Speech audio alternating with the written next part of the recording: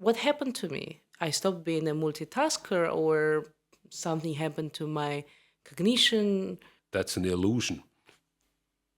Everyone will drop once. The question is when. Many experts are saying there is no minimal dose, there is no good amount of alcohol that won't harm you. Everything is either harming your brain or harming your general physical health and so on. For sure, a good German beer is a good German beer. That's marvelous.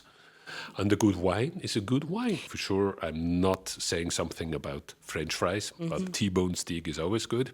This is Where We Left Off, the podcast for founders, operators, and leaders building in a technology-driven world. Clear thinking, real consequences, no theater. Hello and welcome to our new episode of Where We Left Off. Here's Mariana Levtov, and today I'm welcoming Dr. Denis Bron, MD, flight surgeon and also medical doctor, who will be discussing with us the questions of stress and resilience and the modern approach to the healthcare. Welcome, Denis. Thanks for being here. Denis, I introduced you in a way I could understand your profession, but could you please tell more about yourself and what you are focusing on today? Okay, I have different hats. And for sure, my education is the normal MD. I'm an internist, electrophysiologist, and for sure, I followed some special education from human factor specialist and aeromedical expert. This is very interesting. So, aeromedical expert means you know to work with people in high stress and under high demands, right? That's correct. You know, I wrote this book, a strong startup playbook, and how to make a way through all the challenges of the startup. And the book addresses a leader. Would it be a general manager? Would it be a founder? But I'm definitely understanding the situations of stress and high resilience demands that these people are going through. So I was trying to address these issues and giving some advice. Definitely medical advice would be even help, more of a help here, right? I was thinking about CV. You know, when someone is applying to a job, we know for years that there are two sentences that are usually included in these CVs. One, a person is describing that he is multitasking, and the second, that he can operate under high stress. Do you buy it? No. Can you tell me more why? The problem is, for sure, in a CV on a paper, you can write whatever you are or want to write on it. But for sure, how to react, how to interact, how you're working or performing in the team, that you can see only in the field and under specific conditions. Multitasking, for example, for sure, you can learn skills, you can learn processes. But how you are adapting those things, how you are implementing in certain situation, and how you are reacting on the specific conditions, in especially stress conditions.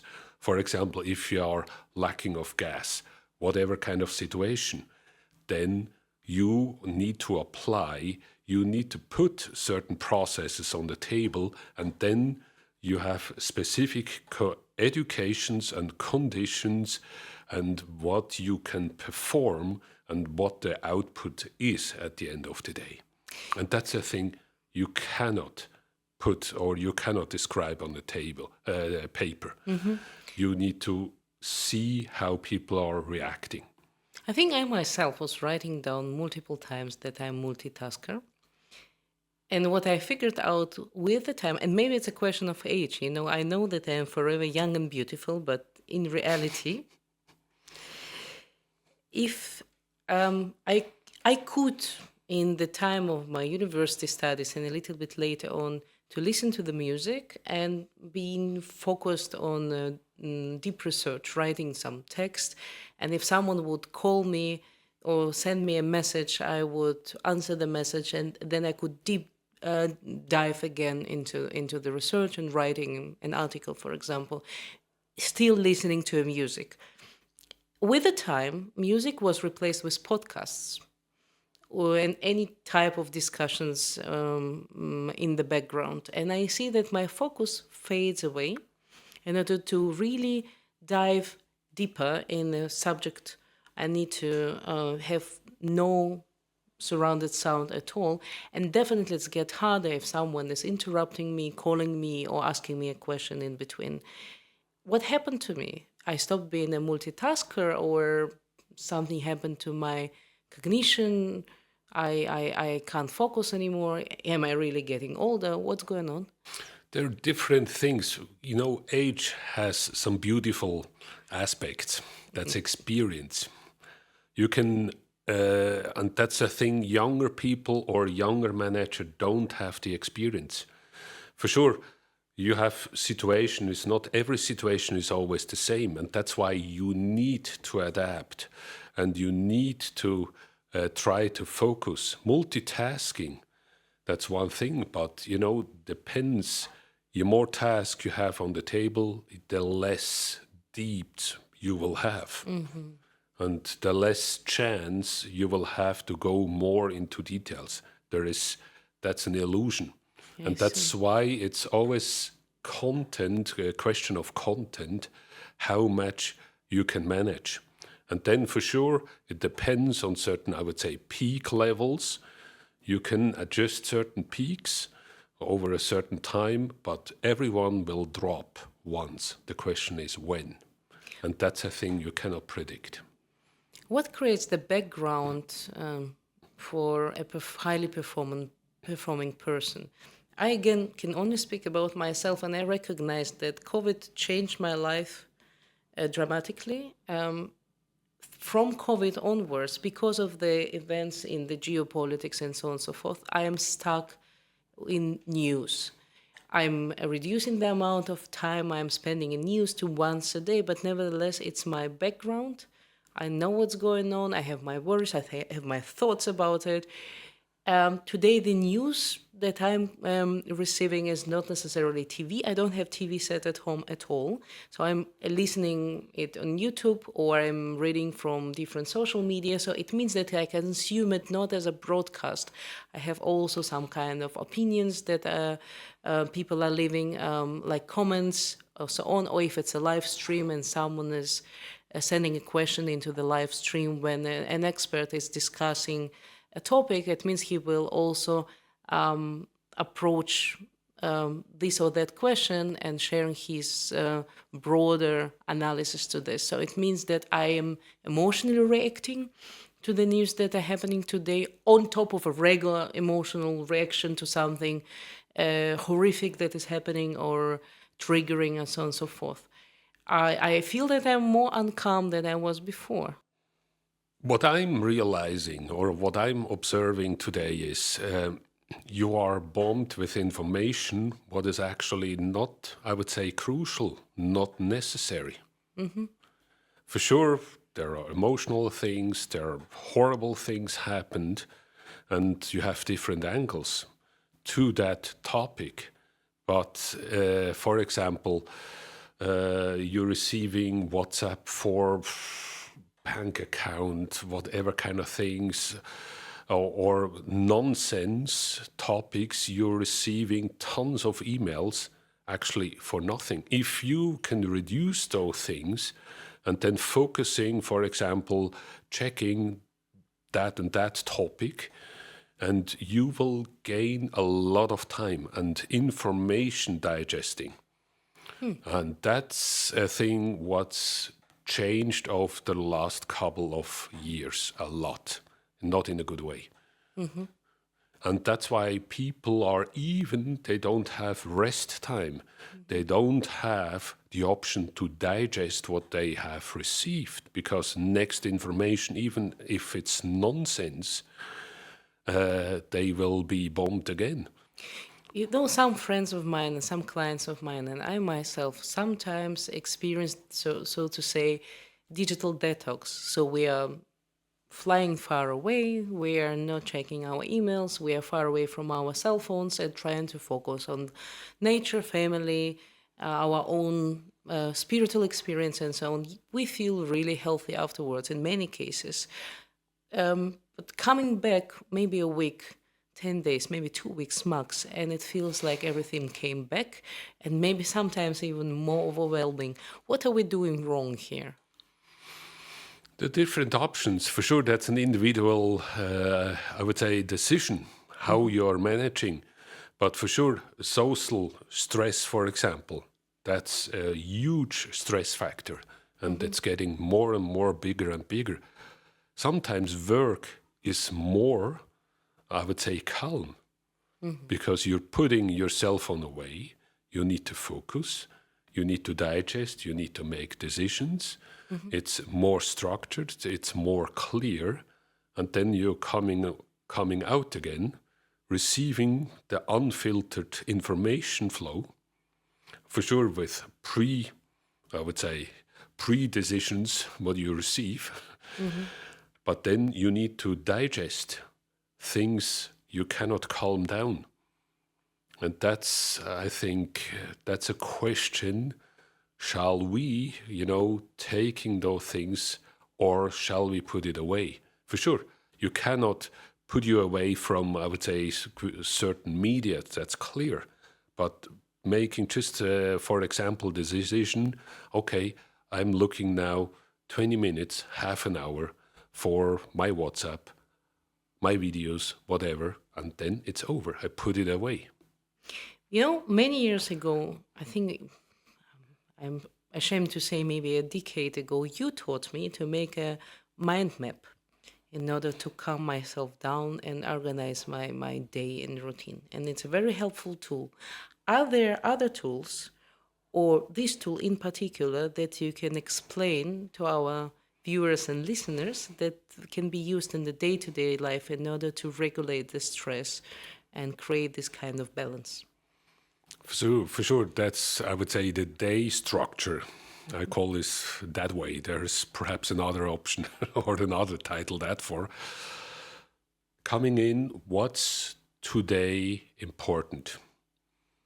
Meaning important, work, private, social, relationship, and, structure it from time. Okay, for example, when I'm visiting my father in the age of 87, okay, I spend him a certain time, but then it's over because I need to fulfill certain demands. I need to respond to certain things. I need to give feedback to whoever, but then that 1-2 hours, whatever kind of time, I give him like a time presence. So monotasking in this sense. Exactly. I'm absolutely monotasking in that period. And when do you plan the day? For example, a night before or in the morning of the same? For sure, it's the night before. Night before. Because then I can give even what was hard on that day, I write it down on my checklist. So that's more even psychologically, I leave it there. I'm not taking those things, those worries in my bed where I'm turning all the thoughts during night. I cannot solve anything during night. For sure, that's not always working, but mostly 95% it works. You know what I have? I have a notepad and a pen close to my bed sheet. So I am taking it out and I'm writing down if something is really bothering me before I'm going to sleep.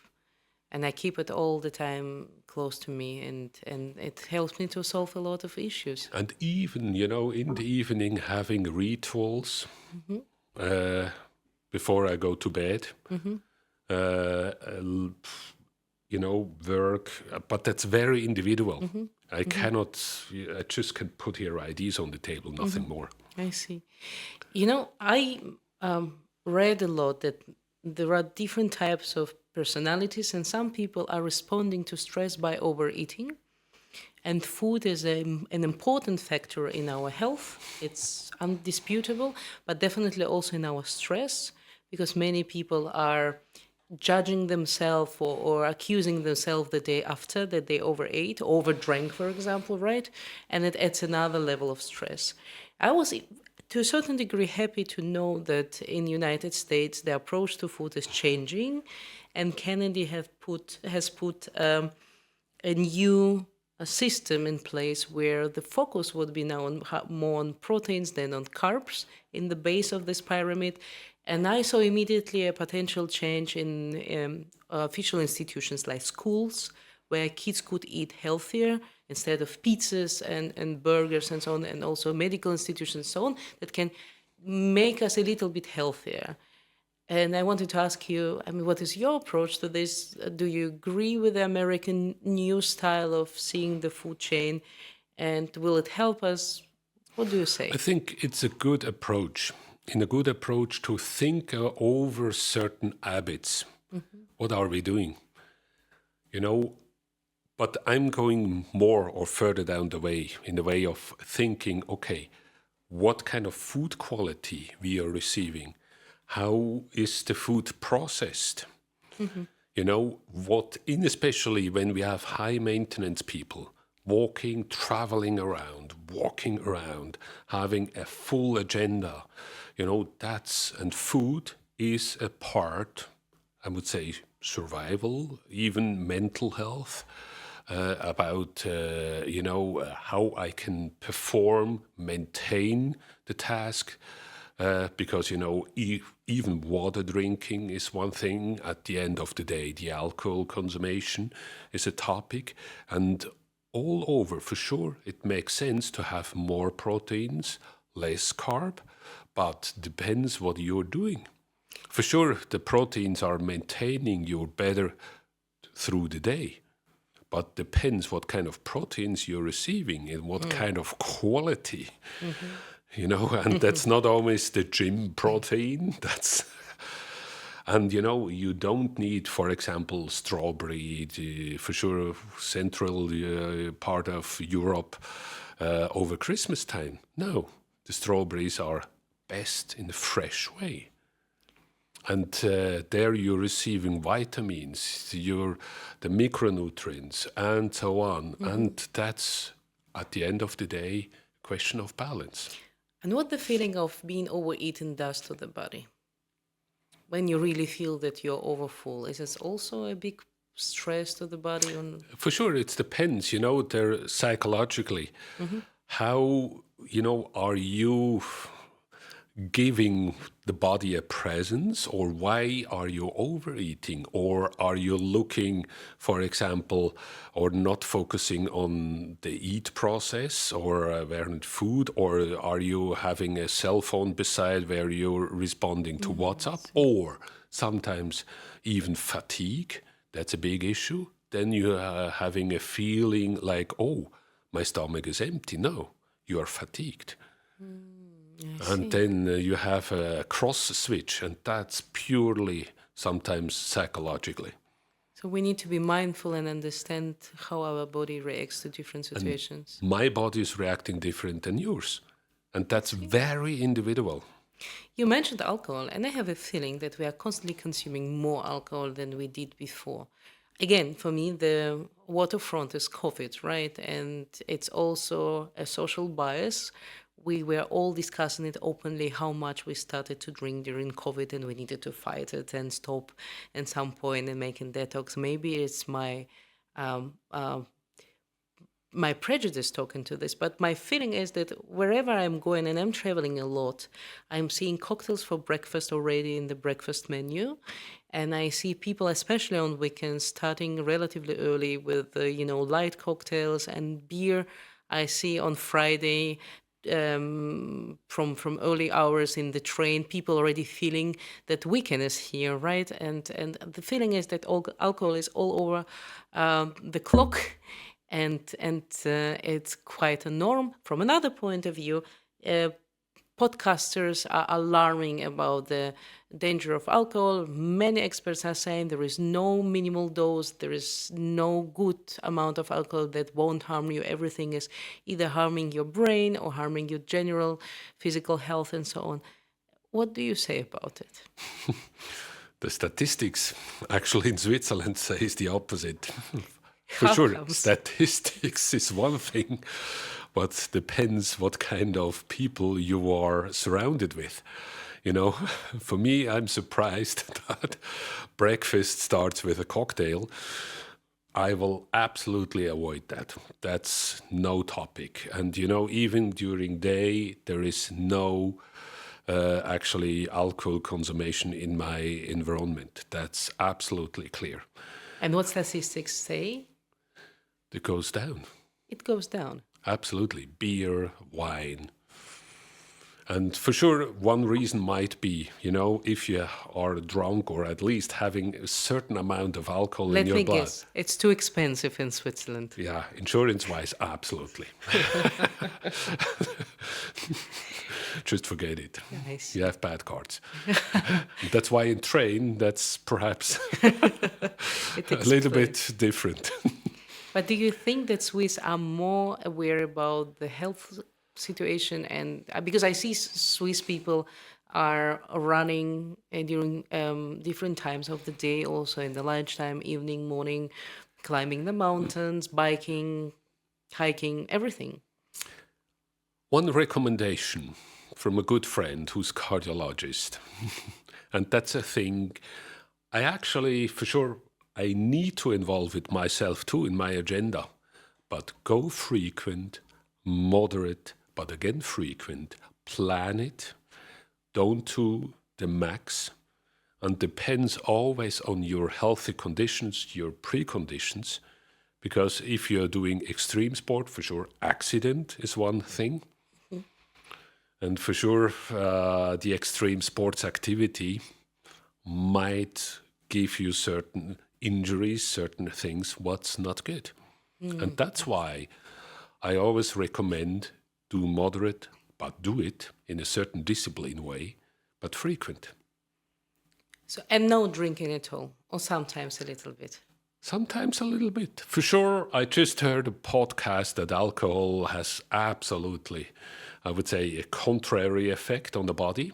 For sure, very well explained. But for sure, there is the French paradox. But at the end of the day, it's always a question of quantity and how you're feeling. For sure, I'm getting worried if you're starting with the alcohol in the morning. Don't worry about me and me not. No, just generally speaking. Yes, of And course. then there's always the question why, you're taking a certain amount. For sure, a good German beer is a good German beer. That's marvelous. And a good wine is a good wine. But you need to digest it. Your body needs to handle it, And then my personal consumption, that went down over the years. This was interesting for me. In many countries where I traveled, I saw people consuming cocktails with the breakfast. And they probably have been light in alcohol, but high in sugar. And I can imagine that they want to drink more, and instead of taking water, they would order another cocktail because they feel that they're dehydrated. Plus, it's sweets. It's like a dessert. So basically, you are consuming huge amount of calories due to the sugar supply, and you are not drinking water. So you're dehydrated. You're trying to compensate it, and basically, you are trapped here, right? Because of the wrong impulse in the beginning, instead of taking a good amount of water. Before your meal or during the whole day, you are doing it with liquid that is sweet and high in alcohol as well, or low in alcohol, but with amount, the alcohol will grow, so you are doing no good to yourself. But it's more psychological. Why you need it, why you need to calm down, or you kick up your, I would say, psychologically part or your body. Alcohol gives you, I would say, a certain, I would say, positive feedback. For sure, it's socializing. For sure, good wine, good Bordeaux. Okay, that's good. But the consummation, the amount, that's another topic. And the sugar, the same thing. Like all, with the Red Bull, with the high Yes. caffeine thing, I don't know what kind of direction we are moving here on the long term. You mean we currently right now living quite long, but not necessarily healthy. You mean Exactly. and what can happen with if we continue consuming these drinks and live the stressful life. That's a thing we need to observe. I don't know. Dependencies, for sure, good coffee, that's nice too. Absolutely. It's quite interesting. So we are coming back, if I understand and hear you right, to the point where balance and mindfulness are the two parameters that should be included in the equation of healthy lifestyle. Nothing is forbidden, but everything is under proportion and consideration, right? If I hear it. Exactly. Exactly. And if you need, for example, you're doing more brain work, you're like coming back with your multitasking topic initially, you need to have specific, I would say, brain vitamins, brain food, and that's for sure not the high sugar one. That's more a little bit on the protein side, but certain vitamins too, and here you need to take care of. You know, I'm giving two advices within my book to the high-performing leaders. And one is once a week to take an hour. It can be 2 hours, depending on how flexible you are, and do something that's completely out of your regular schedule. Only once a week. For example, you're passing by a museum, you're locking your stuff in the locker at the entrance, your computer, your phone, and for an hour, hour and a half, you're going and seeing an exhibition. You're only allowed to take a pen and a notebook in order to write down a thought. Again, a thought that can be disturbing, like the thought before the night, or maybe an idea that can come to you. I use it as the productive tool because a lot of new inspirations are coming during this visit. And also like a little bit a calming down practice. It gives me a lot of break, even if the time is limited. I think that's a good example how you have experienced your islands. I call this island. And that's a thing coming out of the regular, I would say, daily workload. Yes. And sitting like in a helicopter, coming out, looking, sometimes even self-critical, what I've done. Or, Coffee and cake in the favorite cafe, if no one disturbs Absolutely. you. Yes. And that's a thing I absolutely recommend to plan this in the agenda.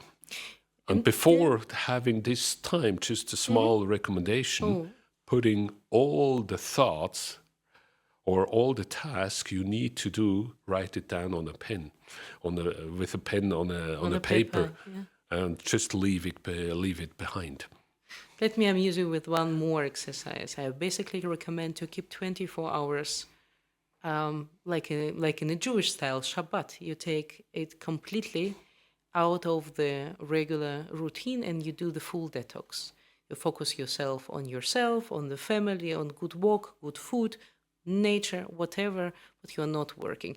Not even a glitch, not cooking, not cleaning, not checking your emails, not engaging with the cell phone or social media, because it also causes you run the same race, right? And in a second you are not seeing it, you're already opening your working email because you're with the phone, right? Just to check, and you are taken away with this wave of information. That's why, that made sense to calm down the system. Because the human body cannot always walk around hunting behind things. You can manage this a certain time, but not forever. And that's why, a little bit, these, I would say, traditions Yes, had a certain sense. absolutely. And then we are losing those things. And our life In is a high getting speed. more, yes. In a high speed, but in a negative way. Yes. Like even like nutrition, where, taking back the strawberry example, when the strawberry is fresh, that's the best, Yeah. And having, I would say, relaxation time, that's best. And then you can run again, you can perform again on a certain level. It's true. So I know that you contribute on the personal level to many of your friends in the community, and professionally you are a real medical doctor and you have your many, many hats and obligations. But I know that you have another part of your life where you organize events for the future of medicine, future of medtech, and BioNTech, and I have visited one, and it's called Swiss Today. And I was impressed by the quality of speakers. You covered so many topics during a short period of time. I think it was 2 days. I had the honor to be only 1 day, but it was quite impressive. Can you tell us more about the event, what you're doing, whom you're inviting, and why do you do this on top of all the tasks that you're doing? You're not the first person who are asking me that question. No, I personally, and that's my personal motivation, I want to see things moving. I want to see things in a new way, moving in a hopefully good direction. And healthcare lives with innovation. Things are changing. Even last 20, 30 years, I can overview a lot of things changed. And we need to go with a certain change. And my goal is to put right people together, that decision makers, and especially that they can take out new ideas, new package, new adaptation of process, whatever kind of things, for sure on certain topics, even with ethical addressings, Yes. and that other users or end users may have a benefit. A small private question. Did you try all these innovations that have been presented during the event? I would say most. Not for sure. You know, that's for sure more on the exhibitions, but I tried them. I was sitting there in all. Yeah, in that case, all. Yeah. How fast an innovation that can be presented at a medtech conference will be available for regular patients? Usually, in average, how many years should we wait till we all can use it? I cannot say any Statistics? statistics. I don't know the statistics. It's more the will of people putting in or providing certain service, certain, I would say, innovations to patients. And there is, I would say, always or mostly a way how we can manage this. But I think the biggest hurdle is actually the will, that people may introduce it. Will is one thing, money, passions, resilience, and sometimes long-term. Is this conference only for the professionals or regular people, like potential patients, who can come and learn about where the industry is heading to? No, that's open to open-minded people. Oh, it sounds good. No, really, otherwise it doesn't make sense. When does it happen again? Next year. When? It's end of March. End of March. And I understand it's in the beautiful canton Aargau. No, it's in Zurich. It's in Zurich. But it's nearby the border. It's on the border. That's very good. So where we can find the new information about it? On the homepage, swisstoday.ch. swisstoday.ch. So please follow and check for the updates. I think very soon we will see the new dates and the new agenda. I believe you won't reveal what is the agenda for next year, right? No. I knew it. But coming to the end of our discussion, can you sum up and give a short bullet list of recommendations to highly motivated and high-performing leaders and those who want to be leaders, in order not to burn out very fast and run this marathon successfully and not to die in the end of the marathon crossing the red line? Know your own borders. Where you have weakness, find partners who can support you, who can challenge you. For sure, doing frequent, moderate training, like sports activities, and take care about the nutrition. Don't look too much for the peaks, but depends what you're doing. For sure, I'm not saying something about French fries, but it's a question of quantity, or a good T-bone steak is always good. But if you do taking this every week, then it's not in a good way. But know your own weakness too, like from body, psychologically, but then you'll have learned a lot. And then for sure you can go through education, specific education, and then make your experience and learn and go out of mistakes, stand up again and continue to walk. And I understand that extremes are not welcomed. Sometimes you cannot avoid extreme situations. If you have deadlines, if you have new information, new topics, but then you need to perform, but you can perform a certain time, and you need to know your limits. It's very good. And from my side, I would definitely recommend to come back to yourself and learn your body and learn your spirit deep and to know what feeds you well. You know, I made for myself a stack of cards where it's written everything that I love to do. Listen to the music, take a warm bath, meditate, read a book, sleep, eat something tasty. And then when I'm feeling stressed and very tired, I'm pulling one out of this without knowing what's there, right? Like from the card deck. And I'm doing what's written there. So I have options. If I have no opportunity to invest my brain thought at what could work best for me, now I'm just pulling the card and doing it at that time. This may be helpful for anyone else. This is from me. Thank you so much, Denis, and thank you for your time. Thanks for the invitation. I hope it was helpful. Very much, and I hope it's not the last time, definitely the first, but I hope we will meet again and discuss other topics because medicine and medtech is endless topic for discussion and definitely very helpful for our audience. And here we have been, and we are leaving it till we pick up where we left off. Thank you, Dr. Denis Bron, and see you next time. Thanks for the invitation.